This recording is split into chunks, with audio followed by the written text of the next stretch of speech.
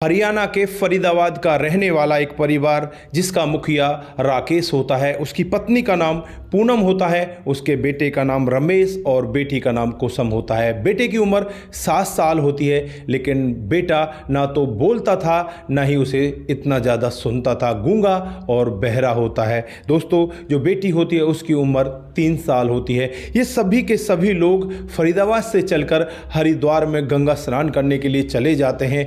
By bus जाते हैं और वहां पहुंचकर जो हर की पैड़ी है वहां पर डुबकी लगाते हैं। डुबकी लगाने के बाद जैसे ही वो वहां से बाहर निकल कर आ रहे थे, तभी अचानक वहां पर साधुओं का एक झुंड आता है जिसमें बहुत सारी भीड़ होती है। और इस झुंड को देखने के लिए रमेश और कुसुम थोड़ी आगे बढ़ जाते हैं और फिर उनका पता ही नहीं चलता वो कहां चले गए। दोस्तों, माता पिता का रो रो कर बुरा हाल होता है। चारों तरफ अनाउंसमेंट करवाई जाती है कि कोई हमारे बेटे को ढूंढ दो, कोई हमारी बेटी को ढूंढ दो, लेकिन कहीं से भी इन बेटा बेटी का कोई अता पता नहीं लगता। दोस्तों, जो माता पिता हैं 4 दिनों तक वहीं पर ढूंढी खकोरी करते हैं, लेकिन कहीं से भी उनका अता पता नहीं लगता। फिर 4 दिन के बाद वो अपने घर आ जाते हैं। दोस्तों, इधर जो रमेश होता है उसके साथ उसकी छोटी बहन होती है कुसुम, उसे लेकर वो दर बदर की ठोकरें खाने लगता है, हरिद्वार से बाहर निकल जाता है। 2 दिन उसे भूखे प्यासे हो जाते हैं, उसे कोई खाना देने वाला भी नहीं होता।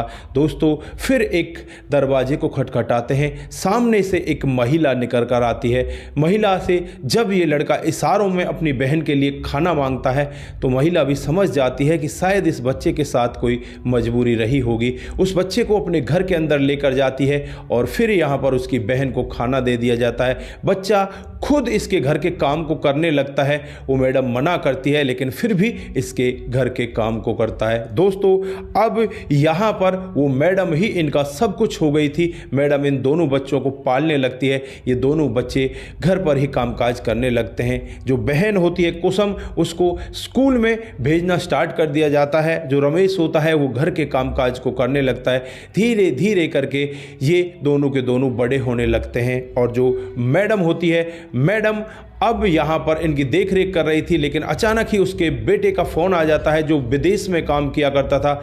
विदेश से उसका बेटा यहाँ पर आ जाता है और अपनी माँ को अपने साथ ले जाता है। रमेश और कुसुम भी अब बड़े हो चले थे। फिर यहाँ पर ये भी इस घर को छोड़ देते हैं और दूसरे शहर में चले जाते हैं, क्योंकि जो कुसुम है उसकी पढ़ाई दूसरे शहर में होनी थी। रमेश अब दहाड़ी मजदूरी करने लगता है, जैसे तैसे मजदूरी करके अपनी बहन का गुजारा करने लगता है। वहीं पर एक कमरा किराए का ले लिया जाता है। दोस्तों, अब यहां पर होता कुछ ऐसा है, जो रमेश है उसे एक बहुत अच्छी नौकरी मिल जाती है और जिस साहूकार के पास वो नौकरी करता है वो साहूकार कुछ दिन में ही चल बसता है और उसकी जो प्रॉपर्टी होती है वो सारी की सारी रमेश के पास आ जाती है, क्योंकि 2 साल इसको उसी के पास काम करते हुए हो गए थे। इधर जो कुसुम है वो भी पढ़ लिख जाती है, पढ़ लिख कर वो डॉक्टर बन जाती है।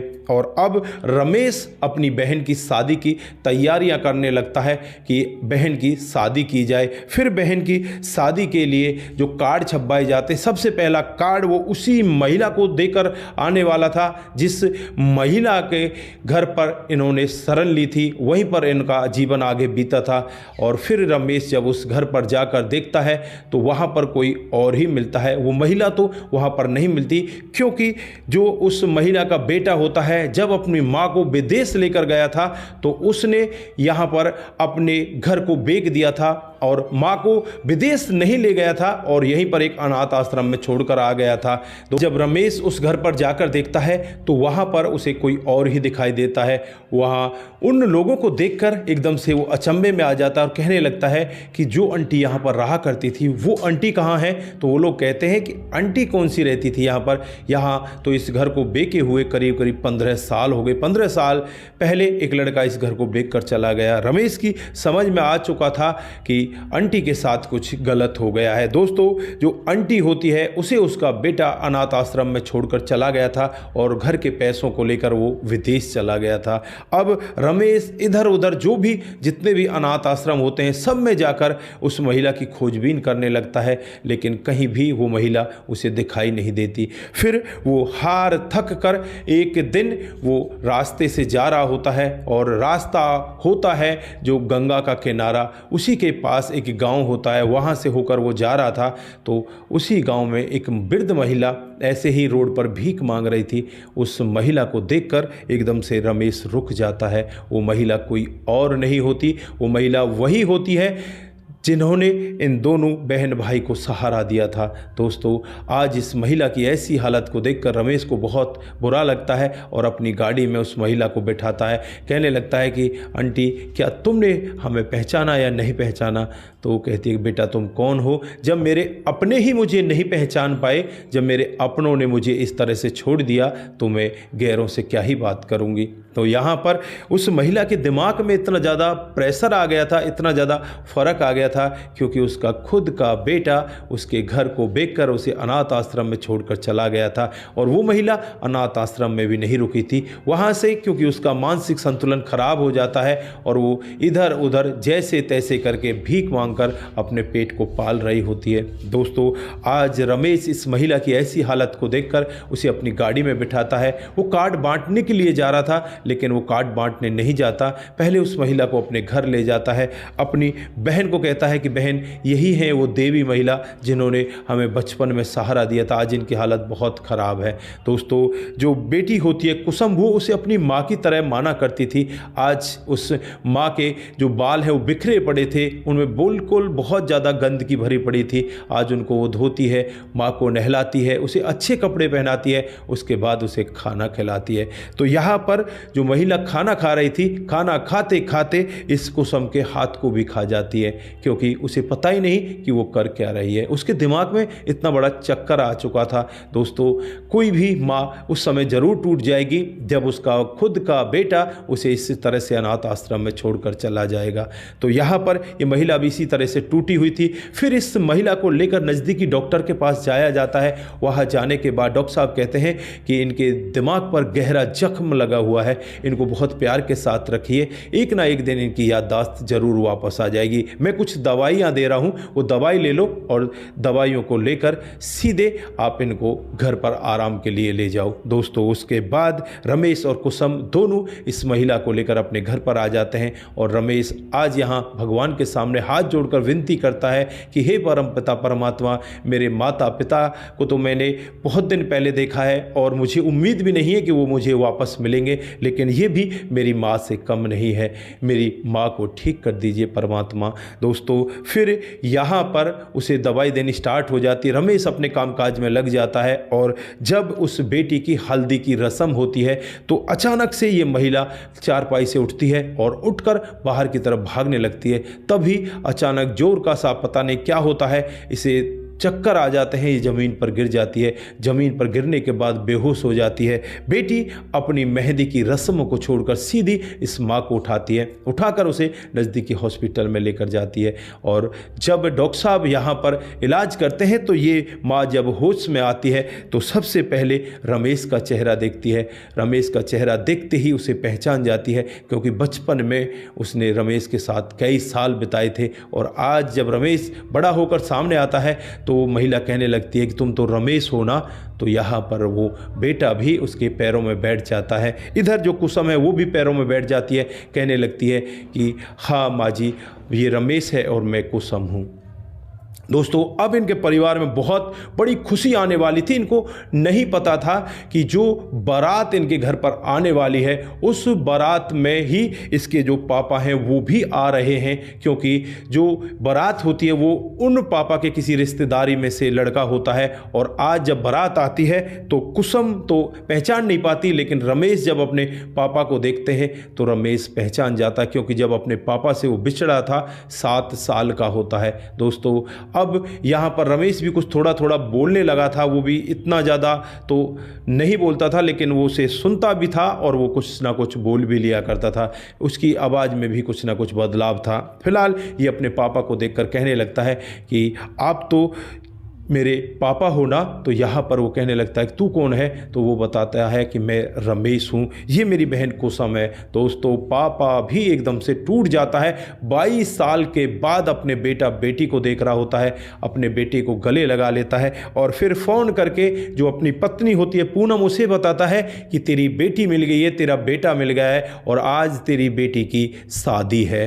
दोस्तों, माँ भी बहुत ज़्यादा भावुक होती है, दौड़कर भागकर, क्योंकि इनके घर से लगभग 22 किलोमीटर की दूरी पर ही माँ का भी घर होता है। दोस्तों, भागकर वो यहीं पर आती है और अपने बेटा बेटी को देखकर वो भी धन्य हो जाती है। तो दोस्तों, परमात्मा जब देता है ना तो छप्पड़ फाड़ के देता है। आज यहाँ पर रमेश और कुसुम को भी जो मिला वो बहुत कुछ मिला था, क्योंकि जिसने इन्हें पाल पोस कर बड़ा किया था वो भी आज ठीक हो चुकी थी। इनके मम्मी पापा भी मिल चुके थे। बड़ी ही धूमधाम से ये शादी होती है और शादी होने के बाद बड़े आराम से पूनम अपने घर बार के लिए चली जाती है। इधर जो रमेश होता है उसका कामकाज भी अच्छे से चलने लगता है और रमेश की शादी के लिए एक लड़की को देख लिया जाता है। रमेश की भी शादी हो जाती है। माता पिता भी रमेश के पास आ जाते हैं। एक और माँ होती है, वो भी रमेश के पास ही रहा करती है। तो रमेश का जीवन बड़े खुशियों के साथ बीत रहा होता है। ये रही आज की एक छोटी सी कहानी।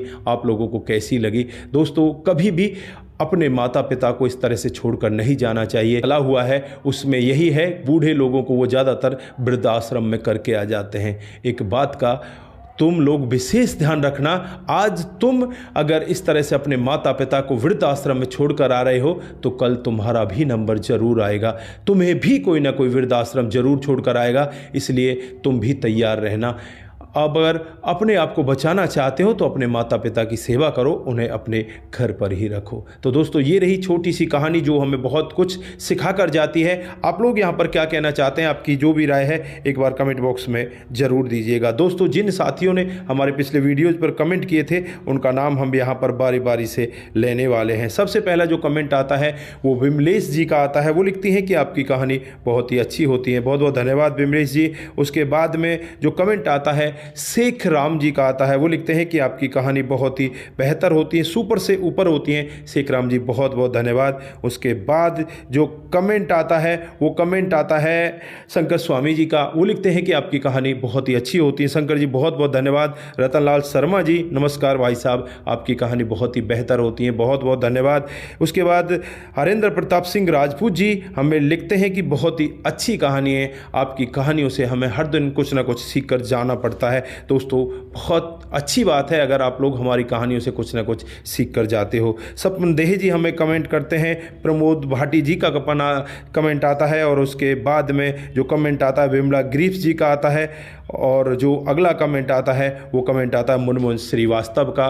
पुष्पा जी हमें कमेंट करती हैं, बहुत बहुत धन्यवाद। उसके बाद में जो कमेंट आता है राम गोसाई जी का आता है और धर्मेंद्र कुमार शर्मा जी भी हमें कमेंट करते हैं। दोस्तों, जो कमेंट हर दिन हमें करते हैं जगवीर सिंह जी, वो भी आज भी हमें कमेंट करते हैं, बहुत बहुत धन्यवाद। उसके बाद में दिनेश कुमार दास जी, ये भी हमें हर दिन ही कमेंट करते हैं और शंकर स्वामी जी, मुनमुन श्रीवास्तव जी, राम गोसाई जी, मोहम्मद पटेल जी और दिग्विजय सिंह जी, आप सभी का दिल की गहराई से बहुत बहुत धन्यवाद। आप सभी लोग इसी तरह से हमें कमेंट करते रहें। जो आखिरी कमेंट आता हो जलगांव महाराष्ट्र से आता है, आपका भी दिल की गहराई से बहुत बहुत धन्यवाद। आप इसी तरह से हमारे साथ बने रहें, इसी तरह से अपने कमेंट हमारे साथ में साझा करते रहें। सतर्क रहें, सावधान रहें, रिश्तों की अहमियत को जरूर समझें। नमस्कार, जय हिंद, जय भारत।